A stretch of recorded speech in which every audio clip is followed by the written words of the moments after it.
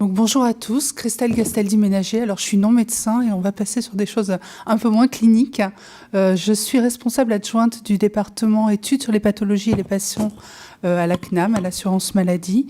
Et je vais vous présenter donc une étude faite par Grégoire de la Gannerie et Anne-Sophie Aguadé, qui sont économistes et statisticiens dans l'équipe, et qui est l'évolution donc des dépenses liées aux antidiabétiques et surtout les projections qu'on a faites de ces dépenses entre 2015 et sur la période 2015-2020. Donc, alors attendez. Quelques éléments donc de contexte. Donc les antidiabétiques en 2015, c'est 65 millions de boîtes remboursées, 1,43 milliard d'euros de dépenses totales, dont 97% pris en charge par l'assurance maladie. Et c'est le deuxième poste de dépenses de médicaments et ça représente 7% des dépenses remboursées de médicaments par l'assurance maladie. L'arrivée de nouveaux médicaments onéreux comme les inhibiteurs de la DPP4, les analogues du GLP1, dont les coûts moyens de traitement sont assez élevés et sont en tout cas nettement supérieurs aux traitements classiques que sont la metformine et les sulfamides, ainsi que la diffusion plus rapide un peu de ces innovations thérapeutiques, comme ça a été montré dans une étude faite par l'IRDES, font que le suivi de l'évolution des dépenses antidiabétiques sont un enjeu majeur pour l'assurance maladie et donc nécessite la réalisation de cette étude pour essayer de prévoir ce qui pouvait nous arriver suite à l'arrivée et la diffusion plus rapide de ces nouveaux traitements. Donc l'étude a été réalisée sur le SNIRAM, donc je ne sais pas si vous êtes au courant, donc le système national interrégime de l'assurance maladie qui comporte toutes les données prises en charge, toutes les données sur les remboursements faits par l'assurance maladie rentrent dans cette base-là et ensuite on peut faire un certain nombre d'études. La population d'études est la population française des assurés auprès du régime général qui ont eu au moins un remboursement d'antidiabétiques l'année N. On a regardé ensuite les schémas thérapeutiques, donc mono, bi, trithérapie et insulinothérapie, avec les différentes molécules. On a regardé les schémas thérapeutiques sur 4 mois, donc juillet-octobre d'une année. Donc on a regardé ça sur 2012 et on a regardé la même chose sur 4 mois également en 2015, de façon à voir un peu l'évolution de la répartition des différents traitements et de façon à pouvoir utiliser ces évolutions-là ensuite pour faire un certain nombre de projections. Donc on a pris les remboursements sur les 4 mois pour chaque individu, on les a classés entre mono, bi, trithérapie. On a fait ça en 2012 et on a reproduit exactement la même chose en 2015. Et ensuite on a utilisé ça donc pour faire des projections à horizon 2020 on a défini 5 scénarios cumulatifs. Donc les résultats.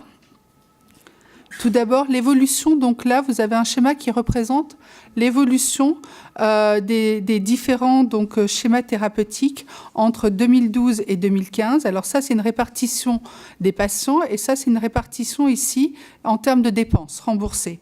Donc on voit qu'entre 2012 et 2015, la part des monothérapies est restée en termes de nombre de patients relativement stable. On observe une légère baisse de la bithérapie. Les trithérapies sont restées relativement stables et on observe une augmentation de l'ordre de 2 points de l'insulinothérapie seule ou en association avec d'autres traitements. On voit ici, sur ce graphique-là, qu'en termes de dépenses, la répartition est un peu différente. C'est-à-dire qu'on reste à peu près sur la même chose pour les monos. On a bithérapie et trithérapie, ça baisse un peu en termes de dépenses. Mais par contre, ce qui est surtout notable, c'est l'augmentation. Donc là où elle était de 2 points entre 2012 et 2015 en termes de nombre de patients, en termes de dépenses, ça se traduit par une augmentation de 4 points des dépenses. Et on passe une dépense, en tout cas pour les stratégies à base d'insuline, avec ou sans association à d'autres traitements, on passe d'une dépense de 515 millions d'euros 514 millions d'euros en 2012 à 614 millions d'euros en 2015. Donc si on regarde un peu plus dans le détail un peu cette évolution ici, c'est-à-dire en gros 100 millions supplémentaires pris entre 2012 et 2015, on voit que l'essentiel de la croissance est porté par l'association insuline plus analogue du GLP-1, qui représente donc une dépense supplémentaire de 52 millions d'euros. Ensuite, on a les stratégies donc insuline plus metformine, donc hors GLP-1, et puis dans une moindre mesure, une augmentation donc de l'insuline, des traitements par insuline seule. Tout ça, c'était en termes de dépenses. Et entre ces années, entre 2012 et 2015, on a une augmentation globale de 11% des dépenses, donc ce qui est quand même une croissance assez dynamique. Donc, on a utilisé ces données-là ensuite pour faire un certain nombre de projections. Donc, le premier scénario qu'on a étudié, c'est ce qu'on a appelé le scénario démographique, c'est-à-dire qu'on a fait simplement l'hypothèse pour projeter l'évolution des dépenses entre 2015 et 2020. On a fait l'hypothèse, on a appliqué le taux de croissance annuel moyen observé entre 2012 et 2015 en termes d'effectifs. On a simplement projeté cette évolution-là, donc sur 2016, 2017, 2018 et 2019. Et donc, dans ce scénario-là, on aurait une augmentation des dépenses à l'horizon 2020 de plus 178 millions d'euros.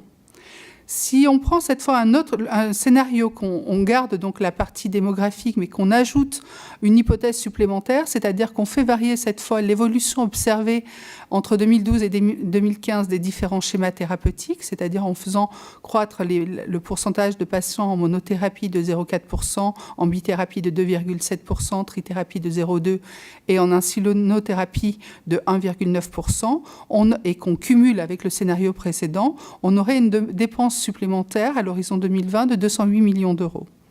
Cette fois, dans le scénario 3, on a pris donc les deux autres précédents et on a ajouté une nouvelle hypothèse, c'est qu'on a ajouté l'évolution observée entre 2012 et 2015 au sein de chaque schéma de la part des analogues de la GLP-1. C'est-à-dire qu'on a rajouté là-dessus les taux de croissance observés entre 2012 et 2015, des parts de marché des analogues de la GLP-1. Et donc là, on voit que l'augmentation serait nettement plus importante. On aurait une dépense supplémentaire à l'horizon 2020 de plus 357 millions, cumulés aux autres scénarios.